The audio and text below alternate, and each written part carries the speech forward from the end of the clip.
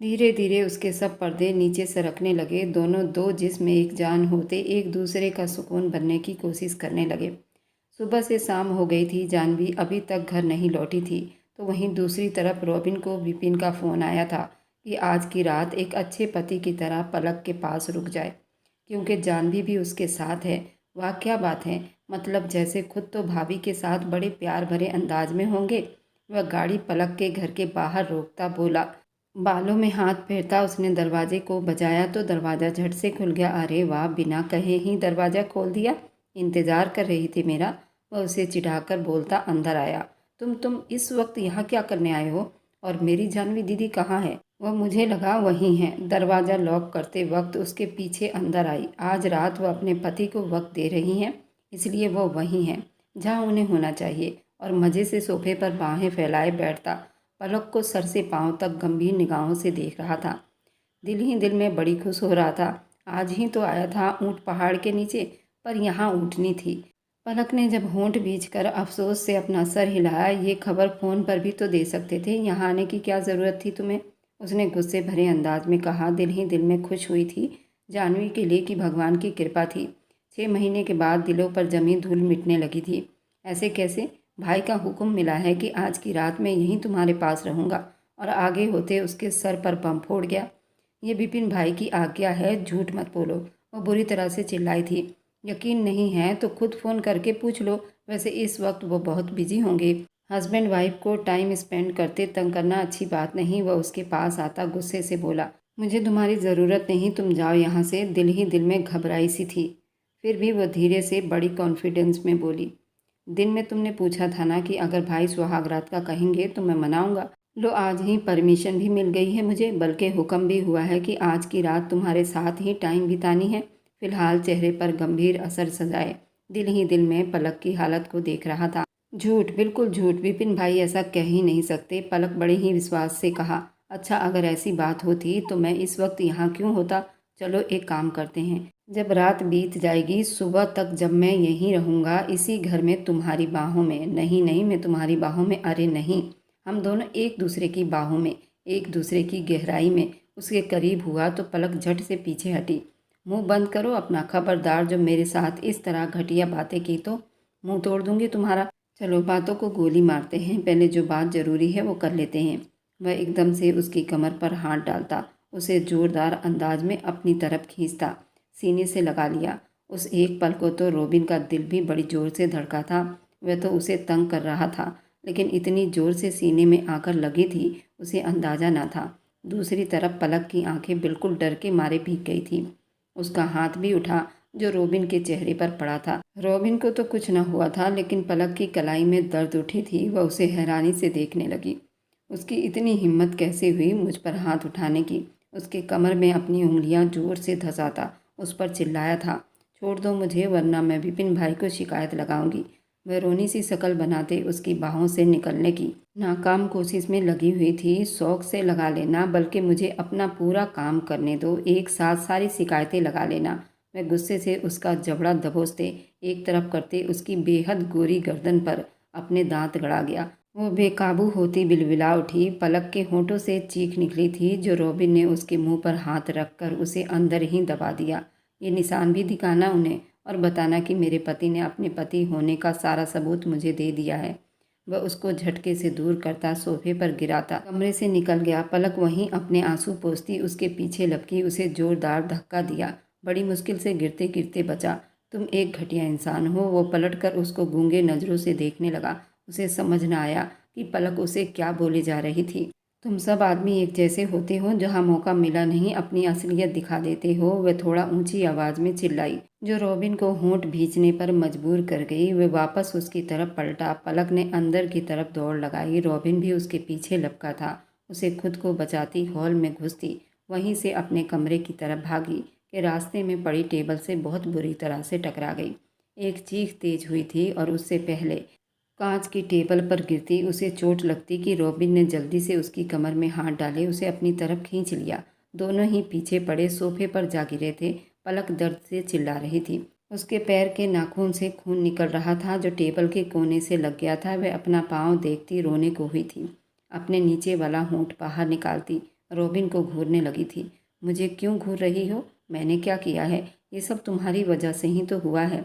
वह दर्द से तड़पती बोली। खुद की हरकतें अच्छी नहीं हैं, तुम बिल्कुल पूरी जंगली बिल्ली की तरह हो। वह पीछे होता उसकी तरफ अपना हाथ बटा गया ताकि उसे सहारा दे सके। उसने उसके हाथ पर थप्पड़ मारा तो रोबिन कहने लगा, देखो पलक की बच्ची, अपनी हाथों को काबू में कर लो। अभी जो तुम मुझे एक थप्पड़ जड़ चुकी हो उसकी भरपाई भी तुम नहीं करनी है, और ज़्यादा अपने लिए मुश्किल खड़ी मत करो। वह उसे झटके से अपनी गोद में बिठा गया। वैसे क्या खाती हो? इतना भैंस जितना वजन है तुम्हारा। वह जानबूझकर उसे चिढ़ा रहा था, जबकि उसका नाजुक सा बदन जो इतना सा था कि रोबिन उसे अपने एक बाजू पर भी उठा लेता। बकवास मत करो, अपनी बॉडी देखो, खा खा कर कितना मोटा कर रखा है। इतना सा वजन नहीं उठा पा रहे। उसके फूली मसल पर चुटकी काटती उसे चिल्लाने पर मजबूर कर गई। तुम बाज नहीं आओगी ना? अपने हाथों को कंट्रोल कर लो, वरना हाथ मेरे भी हैं। दवाई की पट्टी वाला बॉक्स कहाँ है? उसके नाखून के जख्म को देखकर फिक्र से पूछ रहा था। पलक ने सामने दराज की तरफ इशारा किया। उसे खुद भी दर्द हो रहा था और फिर एक अनहोनी हो गई। दो दुश्मन एक दूसरे से मिल बैठे, एक दूसरे को देख रहे थे। रॉबिन उसके पैर के नाखून का जख्म साफ करता, उस पर बैंडेज लगा रहा था, और उस पल पलक को अपने आप पर बहुत गिल्टी महसूस होने लगा। उसके गाल पर नज़र ठहरी, जहां उसने कुछ देर पहले ही एक थप्पड़ जड़ दिया था। लो अब टिक कर बैठो। वह वहां से उठता हुआ वॉशरूम में जाता हैंड वॉश करने लगा। कहाँ जा रही हो? उसे उठता देखा तो पूछ बैठा। भूख लगी है, किचन में जा रही हूँ। लठ मारने वाले अंदाज में उसे बता गई, क्या बनाया है? मैं भी आता हूँ, मुझे भी तो भूख लगी है। मैंने कुछ नहीं बनाया। अभी बनाना था, लेकिन जानवी दीदी की वजह से इतना अपसेट थी, ना ही दिन को कुछ खाया ना अभी बनाया। वह कितने गर्व से बता रही हो। एक लड़की होकर बंदा कुछ खा ही लेता, कोई मेहमान ही आ जाता मेरे जैसा। वह अपनी उंगली अपनी तरफ करता, मुंह टेढ़ा मेढ़ा करके बोला, मुझे नहीं पता था ऐसा भुक्कड़ मेहमान आएगा। बल्कि एक काम करो ना, अमीर पति हो, कुछ ऑर्डर कर दो, पता तो चले एक पत्नी की जिम्मेदारी उठा सकते हो या नहीं। पलक वापस बेड से टेक लगाकर बैठे बड़ी हैरानी वाले अंदाज में ऑर्डर कर रही थी। हाँ बड़ी आई तुम राजकुमारी, जिसके लिए रोबिन बाहर से ऑर्डर करे और खिलाए। वह हरी झंडी दिखा गया। सीधा कहो जेब खाली है। पलक ने नाक से मक्खी उड़ाते कहा। हाँ जेब तो खाली है, अब क्या हो सकता है। अफसोस तुमने एक गरीब आदमी से शादी की है। वह अब फिर से सोफे पर फैलकर लेटने वाले अंदाज में बैठता मोबाइल पर कुछ देखने लगा था। कोई शक नहीं विपिन, प्लीज। उसकी मोहब्बतों से निहाल होती उसके कंधे दबोच गई। क्या हुआ? पहली बार तो नहीं कर रहा हूँ ना? वह जो इतने दिनों बाद पत्नी के जिस्म में ऐसे खोया था, उसकी सिसकी सुनता उसे देखने लगा। पता नहीं, लेकिन मुझे। वह बोल नहीं पा रही थी। अच्छा रिलैक्स। वो पीछे हटा, बेड से टेक लगाते उसे अपने सीने से लगा लिया। वह कभी भी जानवी को उसकी हिम्मत से ज़्यादा नहीं आजमाता था। अभी पीछे हटना उसके लिए बहुत मुश्किल था, लेकिन वह अपनी पत्नी अपनी जानवी की तकलीफ का सोचते पीछे हुआ था। जानवी ने बड़ी आराम से उसके सीने पर सर रखे आंखें मूंद ली। आप बिल्कुल नहीं बदले, आज भी वही केयरिंग वाला अंदाज है आपका। वह धीमी आवाज़ में बोली थी। क्या मुझे बदल जाना चाहिए था? जहाँ वह उसके बाल सहलाता नरमी से पूछ रहा था। हाँ, क्या मैं अभी भी आपको अच्छी लगती हूँ? वह सर उठाते बहुत ही प्यार से पूछने लगी, तो फिर से उसे वह बहकी निगाहों से देखने लगा। कमरे की डिम लाइट में उसका खुला जिस्म देखता उसके सवाल पर फिर से उसके जज्बात बहकता हुआ महसूस कर रहा था। पहले से भी ज़्यादा दिल में रहने लगी हो जान। यूँ लगता है 6 महीने से नहीं, 6 बरस बीत गए थे आपसे दूर हुए। जब तक देखा नहीं था आपको, किसी न किसी तरह काबू कर रहा था खुद पर। अब आपके सामने आ जाने से ये दिल मेरा धड़का है। उसमें मेरी गलती नहीं, ये सब गलती एक नज़र का था। जिस बात का तुमको डर है मैं वो दूर करके दिखाऊंगा। विपिन वो मन में सोच रहा था। इस तरह चुप होता जानवी को हैरान कर गया था। वो बिना पलक झपकाए उसे देखे ही जा रही थी। विपिन ने उसे अपने सीने से लगाते फिर से उस पर हावी होते उसके बालों में उंगलियां फेरते। ऐसे ना मुझे तुम देखो, मेरे जज्बात बहक रहे हैं। वो एक बार फिर उस पर हावी होता चला जा रहा था। वह आंखें मूंदे उसका प्यार महसूस कर रही थी। ये एहसास किस तरह का था? एक आदमी उसे जान से भी ज़्यादा प्यारा था। इधर वे खाना खा रहे थे जब उसके मोबाइल पर कॉल आने लगी तो उठकर बाहर आया। कहाँ हो तुम? और तुम्हारा भाई? आधी रात होने को आई है, ना तुम्हारा पता है ना तुम्हारे भाई का। लता देवी के गुस्सा करने पर वह एकदम चुप हो गया था। दोस्त के घर आया हूँ, देर हो गई तो यहीं रहने का प्लान बना लिया था। भाई से फ़ोन करके पूछ लीजिए वह कहाँ है। लता देवी ने जल्दी से जवाब दिया, उसका फ़ोन बंद आ रहा है और तुम जल्दी वापस घर आओ। अभी इसी वक्त अगला हुक्म सुनता। वह बड़ी मुश्किल से हम सब दोस्त इकट्ठे हुए हैं, पार्टी कर रहे हैं मम्मी। मैं कोई छोटा बच्चा थोड़ी हूँ कि रात को घर ना आया तो खो जाऊँगा। प्लीज़ आप आराम करो और सो जाओ, सुबह तक आ जाऊँगा। माँ को प्रणाम करते जल्दी से फ़ोन काट दिया। अंदर गया तो वह सारे बर्तन समेट रही थी। कैसा इंसान है, धन्यवाद तो कह देता, भुक्कड़ कहीं का। अपना भूख मिटाकर उठ गया। कुछ देर पहले ही पलक के भूख का ख्याल करता, उसके लिए ऑनलाइन खाना मंगवा लिया था और अपने जिम्मेदार पति होने का फ़र्ज निभा चुका था। धन्यवाद किस बात का, ये तो मेरा फ़र्ज था। वह अब पूरा बर्तन समेट कर उठने लगी। रॉबिन ने उसके हाथ से बर्तन थाम लिए और किचन में जाकर रख कर वापस आया। अधिकार की बात ना करो, वरना मेरी अधिकार लेने का वक्त आएगा तो तुमने सिर्फ सिसकियाँ और आहें भरनी हैं। वह सोफे पर बैठे कुशन गोद में रखे उसे एक आंख दबाता बोला, तुम्हें अब चले जाना चाहिए। वह तकिए पर सर रखते नींद में जाते बोली, किस खुशी में भाई, रात भर रुकने का ऑर्डर है। वह फिर से मोबाइल पर स्क्रॉल करने लगा। लता देवी की फिर से कॉल आने लगी। वह एक नज़र सामने आंखें मूंदे लेटी पलक पर डालता। इस बार कॉल कट कर गया। क्या करूं यार, मम्मा को शक हो गया तो क्या कहूँगा। अभी भाई ने बिल्कुल मना किया है कि किसी को पता न चले, खासकर मम्मी को, वरना एक हंगामा खड़ा हो जाना था। वह लाइट ऑफ करता, साइड लाइट जलाता, वापस सोफे पर आकर बैठा। आंखें मूंदे दिमाग को रिलैक्स करने लगा। आज ही तो उसने पलक के साथ सातों वचन लिया था और आज ही उसके साथ एक कमरे में था। उसके अंदर अजीब से जज्बात जागने लगे जिन्हें वो पहली बार महसूस कर रहा था। वह भी पलक के लिए वह सर झुका गया। रॉबिन को अचानक से पलक ने बुला लिया तो वह चौंका। सोफे पर नहीं सोया जाएगा, साथ में दीदी का रूम है, वहाँ चले जाओ। उसे लेटे लेटे ही ऑर्डर दे रही थी, अगर तुम्हें मेरा बड़ा ख्याल हो रहा है तो अपने पास बेड पर बुला लो ना। भाभी के रूम में जाकर सोना अच्छा नहीं लग रहा यार। उसकी बात पर वह एक पल को उसे देखती कहने लगी, आ जाओ यार, सच में मुझे यहाँ नींद नहीं आएगी। वह बेचारगी से बोला, पहले वादा करो कोई गंदी हरकत नहीं करोगे। वह उससे वादा ले रही थी। रॉबिन ने एक आईब्रो उचकाया, देखो ज़्यादा इतराने की ज़रूरत नहीं। वह अपनी जगह से उठता। अब की बार उसके पास बेड पर आया तो वह जरा सा पीछे खिसकी थी। अभी चाहूँ तो 1 सेकंड लगेगा, मैं अपना अधिकार ले सकता हूँ, लेकिन मुझे जोर ज़बरदस्ती पसंद नहीं है, इसलिए बेफिक्र रहो। वह तकिए पर सर रखता, उसके तरफ से करवट लेता, आंखें मूंद गया। वेरी फनी, ज़बरदस्ती नहीं पसंद, जैसे मैं तो तरसी जा रही हूँ तुम्हारे प्यार के लिए। वह भी फट से जवाब दे गई, वह तो जब पास आओगी फिर बताऊँगा, ऐसे आदत डालूँगा कि रोज़ कहोगी अपनी मोहब्बत की मार मारो। वह उसके तरफ मुड़ा, उसको चिढ़ाता कहता, उसके कानों से धुआं निकलवा चुका था, बेशरम इंसान, सो जाओ। उससे बोलती दूसरी तरफ करवट बदल गई तो वह बिल्कुल चित लेट कर तिरछी नज़रों से उसे देखते आंखें मूंद गया। कुछ ही देर बीती थी कि रॉबिन को लगा किसी ने उसके मुंह पर थप्पड़ जड़ दिया हो। वह हड़बड़ाकर उठ बैठा। नज़र पड़ी तो पलक का हाथ नींद में उसके गाल पर पड़ा था। उफ, क्या लड़की है, जागते में भी हाथ कंट्रोल नहीं होते और न सोते में। एक बार मेरे हाथ लगो, तुम्हारे हाथ बांधकर सारी रात तुम्हें जगाकर अपने बदले ना लिए तो मेरा नाम भी रॉबिन नहीं। वह वापस उसकी तरफ मुड़ गया और उसे देखता चला गया। कब नींद की वादियों में खोया उसे पता ही नहीं चला। मुझे डर लग रहा है विपिन, आपकी माँ ने मुझे आपके साथ देखा तो वह बहुत गुस्सा होगी। गाड़ी में बैठे उस वक्त उनका मुंह विपिन हाउस की तरफ था। मैं हैंडल कर लूँगा, आप रिलैक्स हो जाओ। और उसकी तबीयत को देखता थोड़ा अपसेट हुआ। वह कमज़ोर कमज़ोर सी लग रही थी। उस वक्त उन प्यार के पलों में भी वह विपिन के लिए एक परीक्षा बनी हुई थी। इतना तो शुरू में भी नहीं तड़पी थी जितना रात को वह बार बार विपिन को रोक रही थी। बहुत मुश्किल से उसके हाथ आई थी, वरना बार बार उसे रोकने पर विपिन के सब्र की परीक्षा ले रही थी। जानवी अचानक उसे बुला गया। जी, वह अपना दुपट्टा सेट करती, अपनी भूरी आंखें उस पर टिकाती हुई, कोई समस्या है तो मुझे बता दीजिए। वह उसके दिल का हाल जानना चाहता था। बस थोड़ा थोड़ा डर लग रहा है, मैं आपको खोना नहीं चाहती। विपिन व उसके मजबूत हाथों को अपने नाजुक हाथों में जमा गई।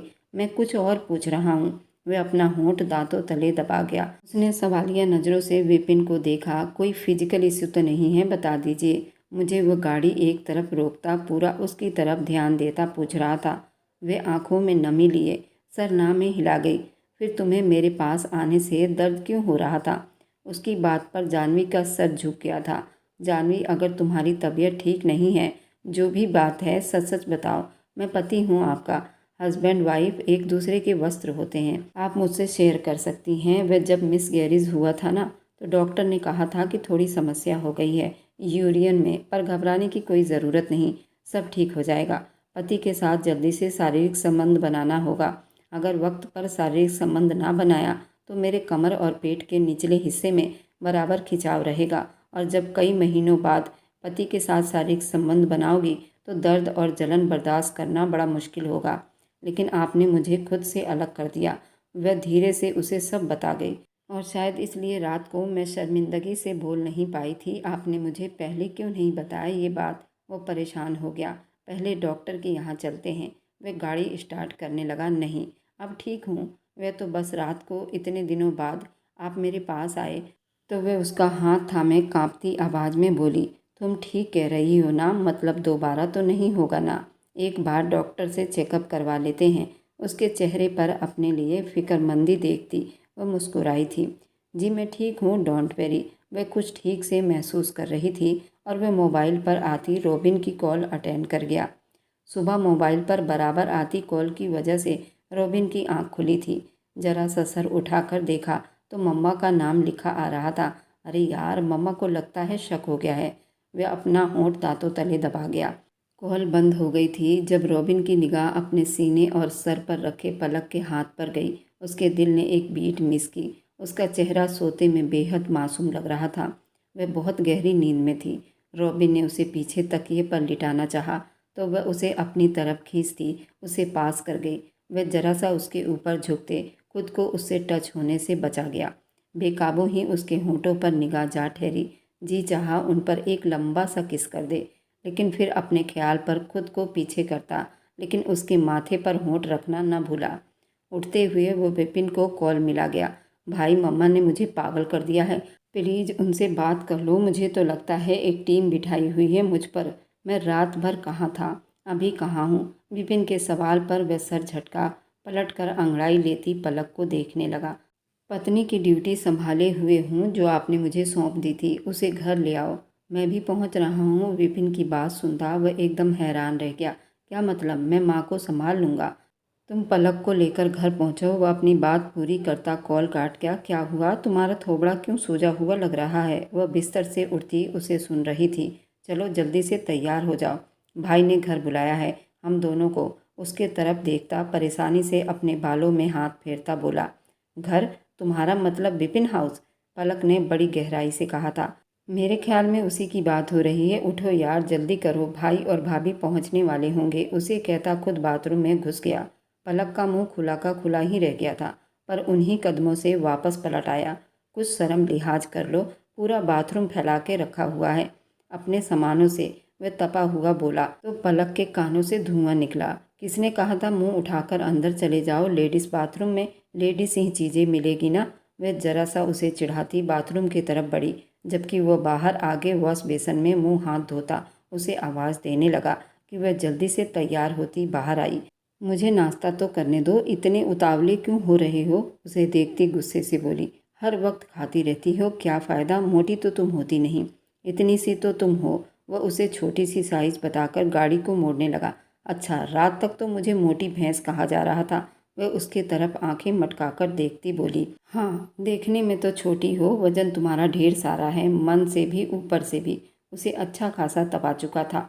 सारे रास्ते वह उससे लड़ती आई थी और रॉबिन का वक्त बहुत मज़े में कट गया था। घर के चौखट पर कदम रखा तो सामने ही भाई और भाभी खड़े दिखाई दिए, जबकि उसकी माँ का चेहरा गुस्से से लाल हो रहा था।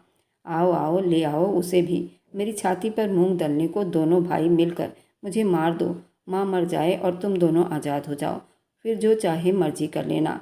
वह दुखी होती आंसू पोंछती बोली, भगवान न करे मम्मा। कैसी बातें कर रही हैं आप? मरे आपके दुश्मन। रॉबिन उनके पास घुटने के बल बैठे बड़ी प्यार से कहा। उल्टा हमें ही सुना रहा है, क्योंकि उसकी माँ की सबसे बड़ी दुश्मन तो मैं ही हूँ। पलक मुंह ही मुंह में बुदबुदाती जाह्नवी के पास जाकर खड़ी हुई। उसका चेंज हुआ कपड़ा और बिखरे बाल देखती पलक ने बेकाबू मुस्कान सजा ली थी।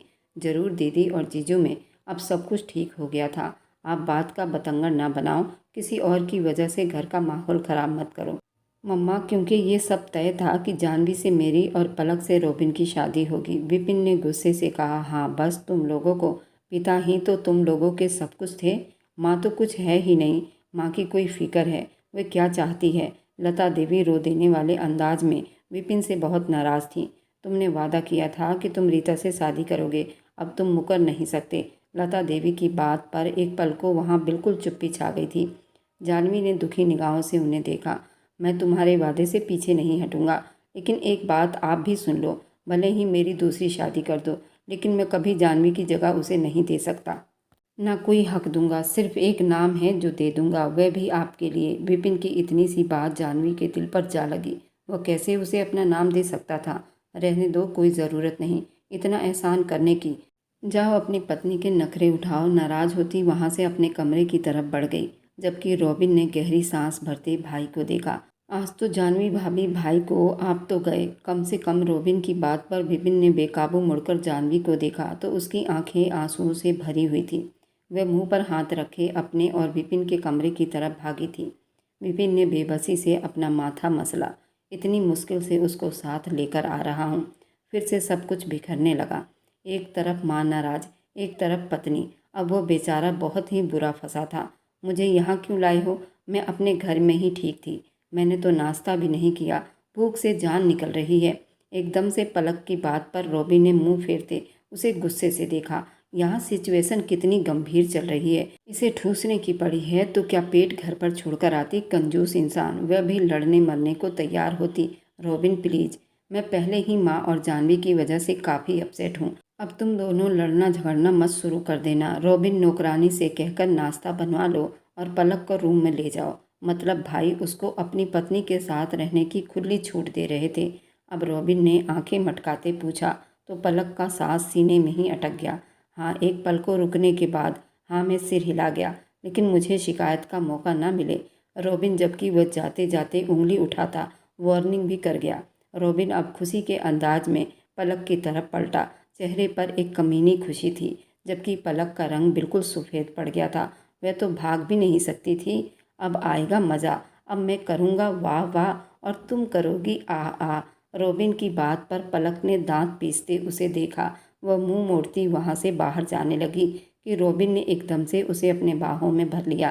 किधर जा रही हो जाने मन? रूम उस तरफ है। रॉबिन नीचे उतरा। तुम बहुत गंदे हो, मुझे नहीं रहना यहाँ। उसके शब्द मुंह में ही दम तोड़ गए। जब वह उसे लिए अपने रूम में आया तो वह एक पल को चुप हो गई। वह लोग बच्चे थे, इसी घर में रहा करते थे, क्योंकि पलक के पिता और रॉबिन के पिता दोनों ने एक साथ ही मकान लिया था।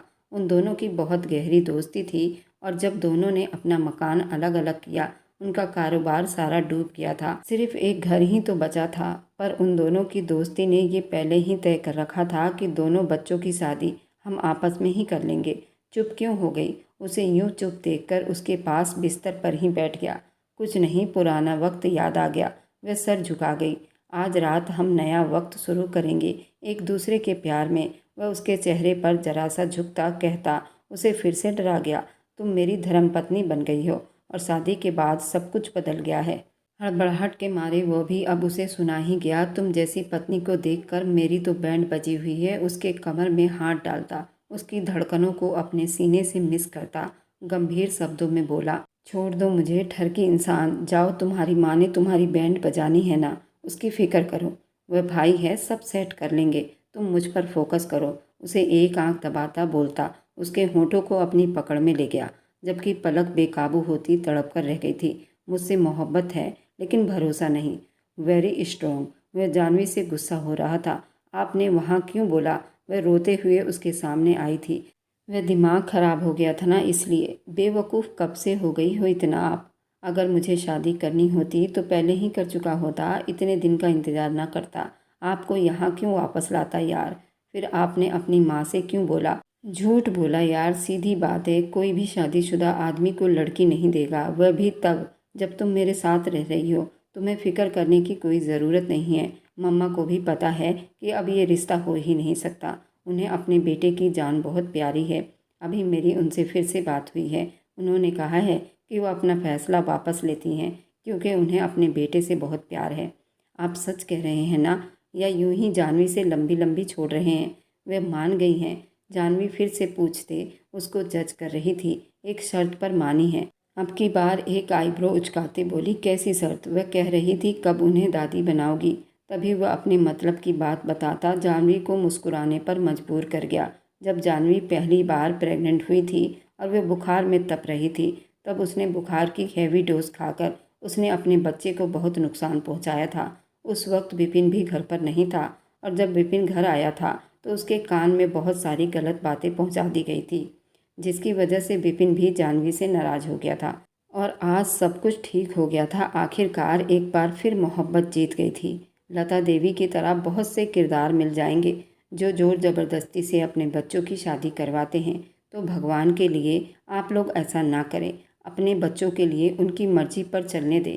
वह उनकी अपनी लाइफ है, जैसे मर्जी करे। अब यहाँ देखा जाए तो रोबिन और पलक भी एक दूसरे से प्यार करते हैं, लेकिन उनके प्यार करने का अंदाज़ा ही अलग है। लेकिन दोनों की लड़ाई में प्यार छुपा हुआ था, इसलिए विपिन ने उनकी शादी करवाते उनको एक साथ रहने की परमिशन भी दे दी थी। और मेरी वीडियो आप लोग जहाँ कहीं से भी देखते हैं, कमेंट में अपने शहर और राज्य का नाम ज़रूर बताइए। मुझे आप लोगों के कमेंट पढ़ने में बहुत आनंद आता है, और मैं उन सभी का बहुत बहुत धन्यवाद करना चाहती हूँ जो लोग मेरी वीडियो को देखते हैं, लाइक करते हैं और शेयर करते हैं। अगर आपको आज की कहानी पसंद आई है तो वीडियो को ज़रूर लाइक कीजिएगा और अपने दोस्तों के साथ शेयर भी कीजिएगा। और हाँ, अगर आपने अभी तक मेरे चैनल को सब्सक्राइब नहीं किया है तो सबसे पहले जाकर मेरे चैनल को सब्सक्राइब करें। मिलते हैं हम अपनी कल की एक और नई दिलचस्प कहानी के साथ। मुझ पर सदा अपना प्यार और स्नेह बनाए रखें। सभी को मेरा प्यार भरा नमस्कार दोस्तों। खुश रहें, स्वस्थ रहें, मस्त रहें।